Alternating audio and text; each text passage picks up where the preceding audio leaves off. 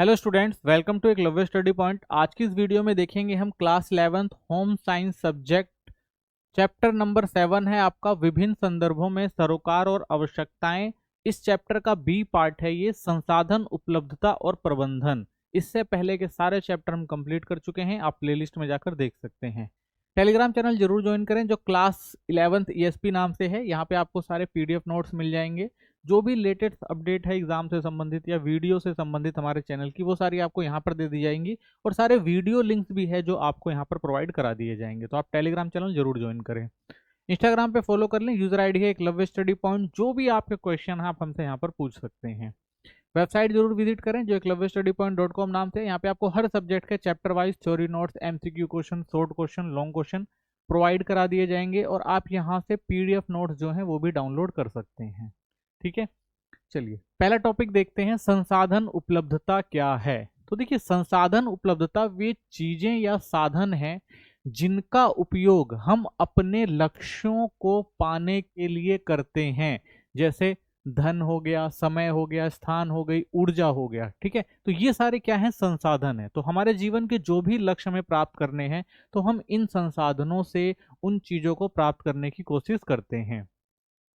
हर व्यक्ति के पास ये संसाधन सीमित मात्रा में होते हैं, लेकिन कुछ लोग इनका सही प्रबंधन और सही उपयोग करना जानते हैं। तो भाई संसाधन जो है वो सीमित है सबके पास। ठीक है, क्योंकि आपको जो भी काम करना है उसके लिए आपके पास समय, ऊर्जा, धन ये पूर्ण मात्रा में नहीं होता, इसकी कमी आपके पास हमेशा रहती है। तो आपको क्या करना पड़ता है? इसीलिए इन संसाधनों से ज्यादा काम कर लेते हैं। तो हमें क्या करना पड़ता है भाई कि ये हमारे पास संसाधन है सीमित, हम इनसे ज्यादा काम लेकर अपने जो भी काम है उनको कंप्लीट करके जो भी हमारे लक्ष्य हैं हम उनको प्राप्त कर सकें। जबकि कुछ लोग इन्हीं संसाधनों के होते हुए भी काम कर पाते हैं क्योंकि वे उनका सही उपयोग नहीं करते। तो ये जो संसाधन है सबके पास ही होते हैं लगभग। ठीक है, हाँ किसी के पास ज्यादा होता है, किसी के पास कम होता है, लेकिन जो इसका सही इस्तेमाल करता है वो अपने लक्ष्यों को या जो भी उसकी जरूरतें हैं उसको पूरा कर पाता है। इसलिए संसाधनों को सामूहिक और कुशल प्रबंधन करने से उनका ज्यादा और बेहतर उपयोग किया जा सकता है। तो जो भी आपके संसाधन है आप व्यक्तिगत तौर पर उन संसाधनों का अच्छे से इस्तेमाल करके अपने लक्ष्यों को प्राप्त कर सकते हैं, या आप क्या कर सकते हैं, अगर आपके पास समय धन कम है और आपको अपने लक्ष्यों को प्राप्त करना है तो आप सामूहिक रूप से मिलकर भी जो है अपने लक्ष्यों को प्राप्त कर सकते हैं। ठीक है, समय प्रबंधन क्या होता है? तो समय प्रबंधन का मतलब है समय का सही उपयोग करना ताकि हम अपने काम जो समय पर और अच्छे तरीके से कर सकें। तो समय प्रबंधन का क्या मतलब है कि भाई हमें जो भी काम करना है हम अपने टाइम को अच्छे से मैनेज करें ताकि सही समय पर जो हमें काम दिया गया है उसे कंप्लीट किया जा सके। समय एक सीमित संसाधन है क्योंकि हर किसी को दिन में सिर्फ 24 घंटे मिलते हैं और इसे दोबारा नहीं पाया जा सकता। अगर हम समय का सही उपयोग नहीं करते तो चाहे हम कितनी ही कोशिशें करें समय हाथ से निकल जाता है। यानी हर व्यक्ति के पास 24 घंटे होते हैं और उसे जो भी काम करना है इस 24 घंटे में ही कंप्लीट करना पड़ता है। कई बार जो लक्ष्य हमें प्राप्त करने होते हैं या जो भी हमें काम करना होता है उसकी एक टाइम पीरियड होती है और उस टाइम पीरियड के बाद उस काम का महत्व नहीं रह जाता। तो इसलिए जो हमें 24 घंटे मिलते हैं उस काम को करने के लिए तो हमें पूरी जी जान से उस काम को करना पड़ता है, टाइम को सही मैनेज करना पड़ता है ताकि जो भी हमारा काम है उस समय अवधि में पूरा हो सके। आज की तेज रफ्तार वाली जिंदगी में घर, स्कूल और काम सबकी जिम्मेदारियां बढ़ गई हैं, इसलिए सफल होने के लिए समय का सही प्रबंधन सीखना बहुत जरूरी है। तो भाई आज की जो जिंदगी है वो तेज रफ्तार की है, हर कोई आगे बढ़ना चाहता है, हर कोई अपने लिए लक्ष्यों को पाना चाहता है। तो इसके लिए क्या करना पड़ता है भाई कि उसे सही से चीजों को मैनेज करना पड़ेगा। ठीक है, उसे अपना घर भी देखना पड़ेगा, उसे अपने स्कूल भी देखना पड़ेगा, अगर वो कोई स्किल सीख रहा है तो उसको भी सीखेगा। ठीक है, अगर वो उसका इंटरेस्ट किसी खेल में है तो उस खेल को भी क्या करेगा, वो महत्व देगा। तो इस तरह से उसे क्या करना पड़ेगा भाई, हर चीज के लिए टाइम देना पड़ेगा। ठीक है, और उस टाइम को सही से मैनेज करना पड़ेगा, तभी वो अपने जितने भी काम है उनको सही समय पे कर पाएगा। जो लोग समय का सही उपयोग करना जानते हैं वही जीवन के हर क्षेत्र में सफलता हासिल करते हैं। और अगर आपने सही से टाइम मैनेजमेंट कर लिया, सब कुछ सही से तय कर लिया तो आप अपने लक्ष्यों को आसानी से पा सकते हैं। ठीक है, लेकिन अगर आप सही से मैनेजमेंट नहीं करते हैं तो एक टाइम ऐसा आएगा कि भाई समय आपके हाथ से निकल जाएगा, फिर जो चीजें आपको मिलनी थी उस टाइम में नहीं मिल पाएंगी, और फिर आपको क्या होगा, पछतावा होगा। तो इसलिए किसी भी काम को करने से पहले आपको समय का जो है ध्यान रखना चाहिए, क्योंकि एक बार जो समय निकल जाता है वो दोबारा नहीं आता। तो इसलिए समय का प्रबंधन जो है वो बहुत जरूरी है।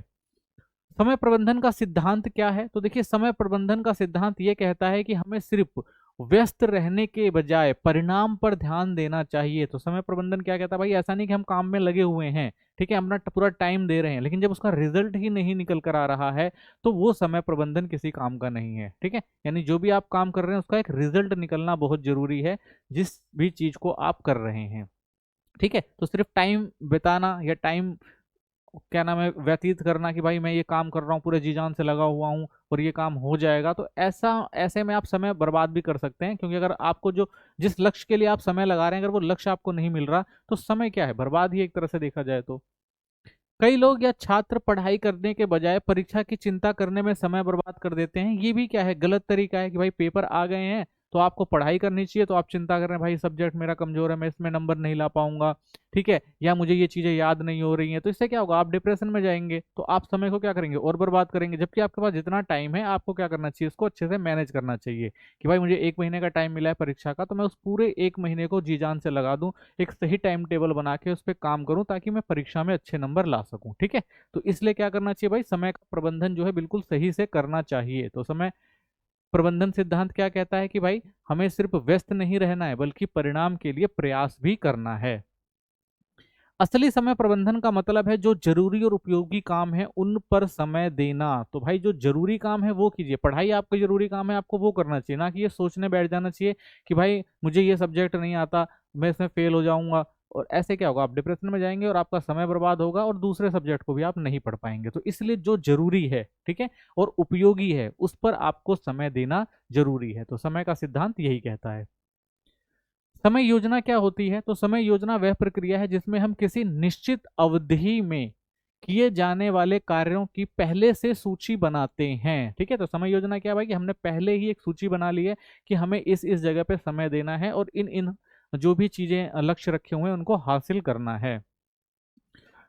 यानी कौन सा काम कब और कैसे करना है इसकी पहले से तैयारी करना ही समय योजना कहलाता है। कि भाई आप कौन सा काम पहले करेंगे, कब करेंगे और कैसे करेंगे, तो ये किसी भी काम को करने की एक सही योजना होती है। समय और गतिविधि योजना के चरण होते हैं।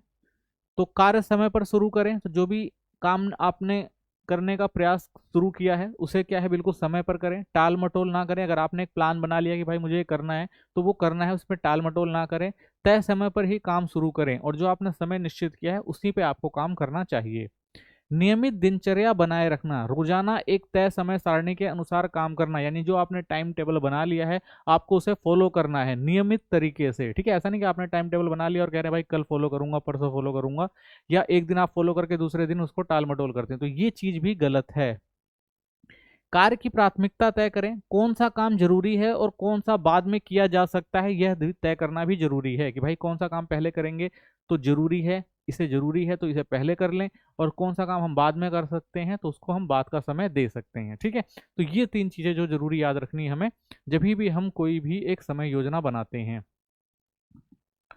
ना कहना सीखें, जिन कार्यों की जरूरत नहीं है उनकी जिम्मेदारी ना लें। ठीक है, अगर आपको लग रहा है भाई ये काम सही नहीं है, हमें नहीं करना है, तो उसकी जिम्मेदारी ही ना लें, क्योंकि उससे समय बर्बाद हो सकता है।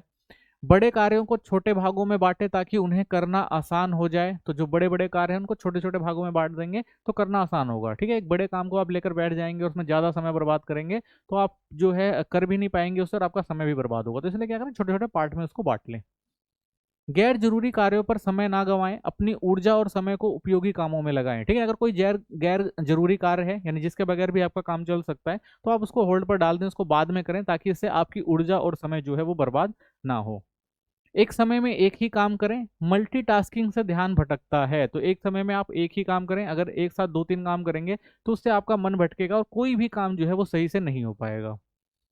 हर कार्य का आरंभ और अंत समय तय करें। तो जो भी आप काम लिया है तो आपको एक टाइम मैनेजमेंट करना पड़ेगा कि भाई ये काम मैं इस टाइम पे शुरू कर रहा हूँ और इस समय तक मुझे इसे खत्म करना है। ठीक है, तो ये भी जरूरी है। अपनी गतिविधियों की सूची बनाएं जिससे दिन भर के कामों को ट्रैक रखा जा सके। तो जो भी आपने काम करना है उनकी एक सूची बना लें और जो जो काम होता जाए उस पर आप टिक करते जाएं, ठीक है, ताकि आपका जो काम है वो कुछ छूटे ना और काम भी जो है सही टाइम पर हो जाए। ठीक है, नेक्स्ट है गतिविधियों के प्रकार। पहला जो है आपका इसमें अनिवार्य गतिविधियां होती हैं कुछ, ये वे कार्य हैं जो नियमित रूप से करने ही होते हैं। ठीक है, तो इन्हें हम क्या कहते हैं, अनिवार्य गतिविधियां। जैसे दैनिक उठना हो गया, नहाना हो गया, पढ़ाई करना हो गया, तो ये भाई दैनिक काम है, ये तो आपको करना ही करना है। सेकंड आता है आपका साप्ताहिक, यानी हफ्ते भर की साफ सफाई हो गई, जैसे होमवर्क जो पूरा करना हो गया, तो ये आपका साप्ताहिक काम होता है भाई, ये करना है आपको। एक होता है आपकी मासिक गतिविधि होती है, जैसे एक महीने पे आपको फीस जमा करनी है या जो भी आपको जरूरी खरीदारी करनी है, तो यह क्या कर सकते हैं आप इसको मासिक में रख सकते हैं। फिर आता है वार्षिक, जैसे परीक्षा देना हो गया, त्योहार मनाना हो गया, रिपोर्ट तैयार करना हो गया। तो ये कुछ अनिवार्य गतिविधियां होती हैं जो आप समय के हिसाब से करते हैं और इसमें आप अपना अच्छे से टाइम जो है मैनेजमेंट कर सकते हैं।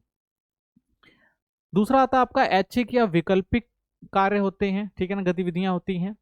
ये वे कार्य हैं जो इच्छा अनुसार किए जाते हैं, जैसे खेलना हो गया, टीवी देखना हो गया, सैर पर जाना हो गया, दोस्तों से मिलना हो गया। तो ये क्या है, आपके ऐच्छिक या वैकल्पिक कार्य हैं, तो इनको भी आपको सही से टाइम मैनेजमेंट करना जरूरी है। समय और क्रियाविधि योजना तालिका, तो देखिए हर कोई व्यक्ति जो होता है वो अपने जीवन में कोई ना कोई टाइम टेबल बनाता है और उसको फॉलो भी करता है। ठीक है, जैसे आप as a student time table बनाते हैं, तो जैसे 5 बजे उठना हो गया, ठीक है, फिर 5 से 6 बजे के बीच में जो भी आपकी निजी दैनिक गतिविधियां हो गई, ठीक है ना, और उसके बाद 6 से 7 पढ़ाई रसोई के काम में मदद करना हो गया, 7 से 7:30 स्नान और स्कूल के लिए तैयार करना हो गया, 7:30 से 7:50 नाश्ता करना और समाचार पत्र पढ़ना हो गया, 7:50 से 8 स्कूल पहुंच गए, 8 से 2 आप स्कूल में रहे, ठीक है, 2 से 10 तक आप वापस घर पहुंचते हैं। फिर जो आपके 2:10 से 3 का टाइम है, कपड़े बदलना, मुंह हाथ धोना, दोपहर का भोजन करना आदि हो गया। फिर उसके बाद 3 से 4 विश्राम करना या सोना हो गया। फिर 4 से 6 आप पढ़ना और स्कूल से संबंधित कार्य पूरा करते हैं। 6 से आप देखेंगे 8:30 बाहर खेलना, फुर्सत का समय टीवी देखना, माता पिता भाई बहन मित्र आदि के साथ समय बिताना। फिर उसके बाद 8:30 से 9 आपका रात्रि भोजन करना हो गया। फिर 9 से 10 जो पढ़ना और अगले दिन का स्कूल बैग सहेजना। फिर उसके बाद 10 से लेके 5 के बीच में आप सो जाते हैं। ठीक है, तो ये पूरा एक टाइम टेबल है, यानी एक जो विद्यार्थी होता है इस तरह से टाइम टेबल बनाता है ताकि वो अपने जो भी कार्य हैं उनको सही से कर सके। ठीक है, और कोई कार्य छूटे ना। तो इससे क्या होता है कि भाई टाइम मैनेजमेंट हो जाता है और वो अपना समय बर्बाद नहीं करता और हर चीज में अच्छे से काम कर लेता है। ठीक है, समय प्रबंधन की स्थितियां, तो देखिए पहली जो होती है वो होती है चरम भार अवधि, पीक लोड पीरियड होता है। यह वह समय होता है जब काम की मात्रा सबसे ज्यादा होती है, यानी जब आप कोई एक काम करना शुरू करते हैं तो शुरुआत में जो आप देखेंगे वो चरम भार अवधि होती है, यानी आप उस काम को जो है जल्दी और सही समय में करने की कोशिश करना शुरू करते हैं। तो ये समय जो होता है वो काम का जो होता है सबसे ज्यादा मात्रा, यानी सबसे ज्यादा आप टाइम देते हैं उस समय। उदाहरण, सुबह का समय जो हो गया जब सभी लोग दिन की शुरुआत करते हैं, तो ये जो होता है भाई चरम भार अवधि होती है, यानी बहुत शुरुआत का काम होता है और जल्दी करना होता है इन सब चीजों को। फिर आता है रात का भोजन तैयार करने का समय। इस अवधि में काम का दबाव ज्यादा होता है, इसलिए पहले से तैयारी करनी जरूरी होती है। ठीक है, तो ये चरम भार अवधि होती है, यानी इस समय जो होती है काम की मात्रा ज्यादा होती है, यानी जब सुबह उठते हैं तो बहुत सारे काम करने होते हैं, और रात को जब आप सोने जा रहे होते हैं तो भी बहुत सारे काम जो होते हैं निपटाने होते हैं। तो इसे हम क्या कहते हैं, ये हमारी होती है चरम भार अवधि। सेकंड आता है आपका कार्य वर्क। यह एक चित्र या ग्राफ होता है जो दिखाता है कि किस समय व्यक्ति की कार्य करने की क्षमता कैसी रहती है। ठीक है, यानी जब आप कोई काम करना शुरू करते हैं तो उस समय जो आप काम कर रहे हैं तो वो अलग पीक पे होता है, और जब धीरे धीरे आप काम आगे बढ़ाते हैं तो अलग पीक पे होता है। जब वो काम खत्म होने जा रहा होता है या टाइम लग रहा होता है तो वो अलग पीक पे होता है। ठीक है, तो देखिए इसे 3 अवस्थाएं पता चलती हैं। सबसे पहले स्फूर्त अवधि, जब हम काम शुरू करते हैं और धीरे धीरे गति पकड़ते हैं, यानी जब हम कोई भी काम करना शुरू करते हैं तो धीरे धीरे हम क्या करते हैं, उसकी गति पकड़ते हैं। अधिक क्षमता अवधि अगली आती है आपकी, जब हमारी कार्य क्षमता सबसे ऊंची होती है और फिर धीरे धीरे हम गति पकड़ते हैं और काम जो होता है हमारा यहाँ पीक पे आ जाता है। फिर आता है थकान अवधि, जब लंबे समय तक काम करने से थकान के कारण काम की गति और गुणवत्ता घट जाती है। तो एक ऐसा टाइम होता है भाई जब आपने पूरा अपनी एनर्जी लगा दी और फिर धीरे धीरे क्या होता है, आपकी कार्य करने की क्षमता गिरने लग जाती है। तो इसे क्या कहते हैं, थकान अवधि। यानी कोई भी एक काम मिला आपको, जब आप उसे शुरुआत करते हैं तो बहुत तेजी से करना शुरू करते हैं, ठीक है ना, और अपने पीक तक जाते हैं, यानी उसे बहुत अच्छे से करते हैं और पूरी जान लगा देते हैं, पूरी ऊर्जा लगा देते हैं। लेकिन एक टाइम आ जाता है फिर आप उस काम को करते करते थक जाते हैं और फिर धीरे धीरे क्या होता है, आपको थकान आती है और वो काम जो होता है वो उसकी गुणवत्ता या कह सकते हैं जो भी चीज होती है वो धीरे धीरे कम होने लग जाती है। क्वालिटी कह लें या क्वांटिटी कह लें, मात्रा या गुण जो होता है उसका धीरे धीरे घटने लग जाता है। क्यों? क्योंकि उस समय आपको थकान होने लगती है। ठीक है, तो इस तरह से देखेंगे आप कार्यवक्र काम करता है, यानी शुरुआत में आप बहुत तेजी से आगे बढ़ते हैं, काम करते हैं, और एक ऐसा टाइम आता है जब आप पूरी एनर्जी के साथ और अच्छे से काम कर रहे होते हैं, लेकिन फिर उसके बाद आपको थकान होती है और आप धीरे धीरे क्या होते हैं, जो आपके काम की गुणवत्ता होती है वो धीरे धीरे कम होनी शुरू हो जाती है, क्योंकि आप थक जाते हैं। ठीक है, फिर आता है कार्य का सरलीकरण। इसका मतलब है काम को आसान, तेज और प्रभावी तरीके से करना होता है। यह समय और ऊर्जा दोनों की बचत करता है। ठीक है, नहीं अगर आप काम को बिल्कुल आसानी से कर रहे हैं, आप काम को समझ गए हैं, तो ये क्या करेगा भाई, आपको एक तो काम तेजी से करवाएगा और ऊपर से जो प्रभावी होगा, और आप क्या करेंगे भाई, अपनी ऊर्जा भी बचा लेंगे और काम भी अच्छे से हो जाएगा। तो कार्य सरलीकरण के तरीके क्या हैं? हाथ और शरीर की गति में सुधार करना, यानी अनावश्यक हरकतों को कम करें। ठीक है, यानी जो काम है उस काम में ही आप ध्यान दें। उपकरणों और कार्यस्थल में सुधार करें, यानी सामान को इस तरह से रखें कि काम जल्दी हो सके। तो जो भी काम कर रहे हैं आप, उस काम से संबंधित जो भी चीजें हैं, वस्तुएं हैं, सामान है, उनको ऐसे मैनेज कर लें कि भाई उनको उठाया और कर लिया। ऐसा नहीं कि भाई आपने सामान को पूरा फैला रखा है तो आपको एक एक सामान को इकट्ठा करके रखना है फिर उसके बाद करना है, तो इसमें क्या होता है, टाइम ज्यादा लगता है। तो आपको क्या करना है भाई, सारे सामान को एक जगह रख लेना है ताकि जिसकी जरूरत है तुरंत आप उसका यूज कर सकें। ठीक है, अंतिम उत्पाद में सुधार, परिणाम और बेहतर व उपयोगी बनाएं। ठीक है, तो परिणाम को और ज्यादा आपको क्या करना है, जब आपने काम कर लिया है तो आपको लगता है भाई इसमें कुछ कमियां, तो उसको और अच्छे से सुधारें। ठीक है, तो परिणाम को और ज्यादा बेहतर और उपयोगी बनाएं। तो ये क्या है, कार्य को सरलीकरण करने के तरीके हैं।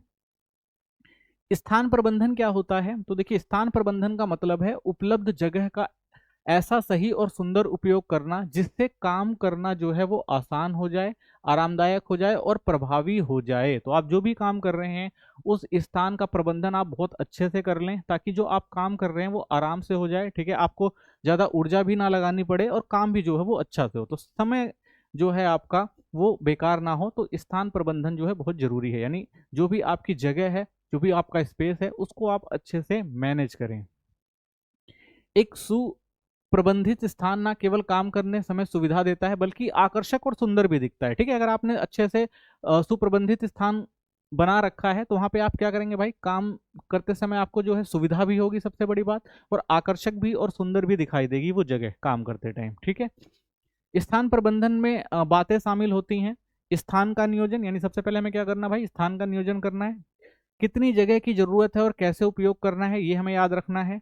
योजना अनुसार व्यवस्था, हर वस्तु को सही जगह पर रखना है। ठीक है, जैसे मान लीजिए आप एक लाइब्रेरी शुरू कर रहे हैं, एक लाइब्रेरी में काम कर रहे हैं, तो एक अच्छी लाइब्रेरी बनाएंगे आप, ब्लॉग बनाएंगे अलग अलग। ठीक है, अलग अलग सेक्शन बनाएंगे, कहानियों की अलग, न्यूज़पेपर के अलग ब्लॉग होंगे। ठीक है, और साहित्य के अलग ब्लॉग होंगे, हिंदी के अलग होंगे, इंग्लिश के अलग होंगे, साइंस का सेक्शन अलग होगा। तो इससे क्या होगा, आपको देखने में आसानी होगी और सामान को लेने में भी जो होगी वो आसानी होगी। ठीक है, योजना का क्रियान्वयन, तय व्यवस्था को अमल में लाना। तो जो भी आपने मैनेजमेंट किया है उसको बिल्कुल सही से अमल में लेकर आना है। ठीक है ना, योजना जो भी आपने बनाई थी काम करने की, ठीक है ना, उसको बिल्कुल सही से क्रियान्वयन करना है। ठीक है, उनको लागू बिल्कुल सही से करना है। मूल्यांकन, देखना है कि जगह आरामदायक, उपयोगी और सुंदर है या नहीं, और उसके बाद देखना है भाई जो मैनेजमेंट किया गया है सही से किया गया है कि नहीं किया गया है। जैसे मान लीजिए लाइब्रेरी है तो जो कॉलम है बिल्कुल सही से बनाए गए हैं, जो स्टिकर हैं वो सही से लगाए गए हैं कि नहीं भाई, कौन सा ब्लॉक किसका है, कुर्सी और मेज बिल्कुल सही से लगाए गए हैं कि नहीं, कि भाई किताब लेके आसानी से किसी जगह पे जाके व्यक्ति शांत माहौल में पढ़ सकता है। ठीक है, अगर उसको किसी और चीज़ की ज़रूरत है तो वो भी क्या हो, उसके अगल बगल ही हो, ताकि वो आसानी से क्या कर सके, उन चीज़ों को उपयोग ला सके। ठीक है, और बाद में फिर मूल्यांकन देखना है कि भाई जो भी आपने मैनेजमेंट किया था वो बिल्कुल सही से हुआ है कि नहीं है, आरामदायक है कि नहीं है, कोई समस्या तो नहीं हो रही है। ठीक है ना, उपयोग तो आप सारी चीज़ों का अच्छे से कर रहे हैं। तो ये चीज़ें जरूरी हैं। तो जब भी हम स्थान प्रबंधन करते हैं तो इन चीज़ों को शामिल करना बहुत जरूरी हो जाता है, कि भाई स्थान का नियोजन, यानी अच्छा एक स्थान को देखिए, फिर उस स्थान पर योजना बनाइए। ठीक है, फिर योजना को क्रियान्वित करिए और फिर उसके बाद मूल्यांकन कीजिए कि आपने सही से किया था या नहीं किया था। ठीक है, स्थान नियोजन के सिद्धांत क्या है? तो घर या कार्यस्थल का डिजाइन बनाते समय इन बातों पर ध्यान देना चाहिए। सबसे पहले स्वरूप, कमरे या जगह का आकार और संरचना उपयोग के अनुसार होनी चाहिए। ठीक है, आप घर पे काम कर रहे हैं या कार्यस्थल पर काम कर रहे हैं तो सबसे पहले आपको यह ध्यान देना है कि जो भी जगह आपने ली है वो उस काम के हिसाब से सही है या नहीं है। ठीक है, सेकंड, प्रभाव, स्थान ऐसा हो जो देखने में अच्छा लगे और मन को शांति दे। ठीक है, तो अच्छा होना चाहिए, जगह अच्छी होनी चाहिए और आपको मन को जो है शांति रहे वहां पर, ऐसा नहीं भाई डिस्टरबेंस हो। ठीक है, ऐसी जगह नहीं तय करनी हमें। एकांतता भीतरी और बाहरी, घर या कार्य क्षेत्र में जरूरत के अनुसार निजी जगह जैसे बेडरूम हो गया, स्टडी रूम हो गया, तो यहाँ पर क्या होनी चाहिए, एकांतता होनी चाहिए, ठीक है, ताकि आप रिलैक्स होकर कोई भी काम कर सकें। कमरे की स्थिति, हर कमरे की दिशा उपयोग का ध्यान रखें, जैसे रसोई में रोशनी होनी चाहिए और हवा पर्याप्त होनी चाहिए, तो कमरे की स्थिति बिल्कुल वैसी होनी चाहिए काम के अकॉर्डिंग, ठीक है। खुलापन होना चाहिए, जगह बहुत भरी हुई ना लगे, थोड़ा खाली स्थान रखे ताकि काम में सुविधा हो। तो ऐसा नहीं भाई कि पूरी अगर आपने जगह भर दी तो आना जाना या टहलना जो हो वहां पर आसान ना हो, तो इस चीज का भी ध्यान रखना चाहिए कि भाई थोड़ा खुलापन जरूरी है जगह में। फर्नीचर की आवश्यकता, फर्नीचर काम के अनुसार आरामदायक और सही आकार का होना चाहिए। तो जो फर्नीचर होगा भाई वो भी क्या होना चाहिए भाई, काम के अनुसार, ऐसा नहीं कि बेफालतू की चीजें भर ली हैं, ठीक है, जो उपयोगी भी नहीं है, जो जगह को घेरे, आरामदायक हो, यानी आप जहां भी बैठे हैं वो कंफर्टेबल जगह हो, ठीक है, और सही आकार का हो। स्वच्छता, रोशनी, वायु संचार और सफाई की सुविधा होनी चाहिए। तो स्थान में पर्याप्त प्राकृतिक रोशनी, ताजी हवा, सफाई की सुविधा जो है होनी जरूरी है, ठीक है, ताकि जगह जो हो वो आकर्षक लगे। वायु का परिसंचरण, हवा आने जाने की व्यवस्था सही हो ताकि वातावरण ताजा रहे, ठीक है, तो सुरक्षित वातावरण होना चाहिए, वायु को आना जाना आसान हो ताकि जो कमरा हो वो ठीक से रहे, ठीक है ना, वहां पर सफोकेशन ना हो, ठीक है ना, घुटन ना हो, तो इस चीज का भी ध्यान रखना है। व्यवहारिक बातें, चीजें इस तरह रखी जाएं कि उनका उपयोग करना आसान हो, ठीक है, तो ऐसी चीजों को ऐसे रखना है भाई कि अगर किसी व्यक्ति को किसी चीज की जरूरत है वो आसानी से उसका उपयोग कर सके, उसे ढूंढना ना पड़े।